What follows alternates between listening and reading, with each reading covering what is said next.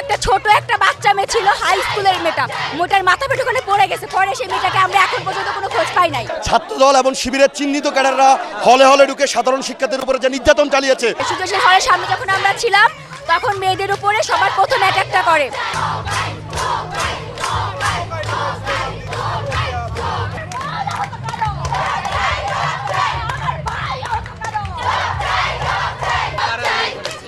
আমাদের উপরে ছাত্রলীগ প্রথম অ্যাটাকটা মেয়েদের উপর করে হলের ভেতর থেকে। সূর্যশীল হলের সামনে যখন আমরা ছিলাম তখন মেয়েদের উপরে সবার প্রথম অ্যাটাকটা করে।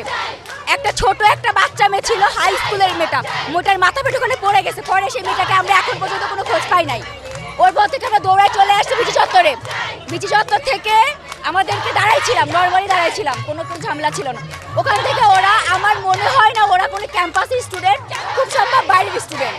ওরা একবারে অ্যাটাক করছে হেলমেট পরে, এত বড় লাঠি নিয়ে। আমাদের হাতে তো কিছু ছিল না যে আমরা কিছু একটা করবো, আমরা কিছু করতে পারি নাই।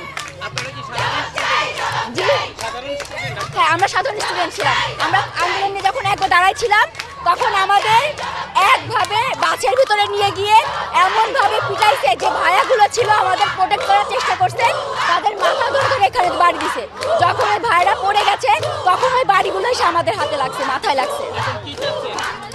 আমরা চাই এর তুলনামূলক শাস্তি হোক। এই যে আমাদের উপর নারী অত্যাচার কোথায় লেখা আছে?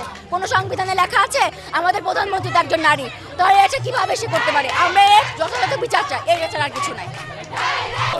ঢাকা বিশ্ববিদ্যালয়ে আজকে ছাত্রদল এবং শিবিরের চিহ্নিত ক্যাডাররা হলে হলে ঢুকে সাধারণ শিক্ষার্থীদের উপরে যে নির্যাতন চালিয়েছে তার প্রতিবাদে ছাত্রলীগ এখানে অবস্থান করছে। এবং একই সাথে যদি এটির বিচার না হয় তাহলে ছাত্রলীগ এবং ঢাকা বিশ্ববিদ্যালয়ের শিক্ষার্থীরা কাঁধে কাঁধ রেখে এই সন্ত্রাসীদের বয়কট করে আন্দোলন কাকে বলে, কত প্রকার কি কি বুঝিয়ে দেবে। 25 জন শিক্ষার্থী আহত হয়েছে সাধারণ।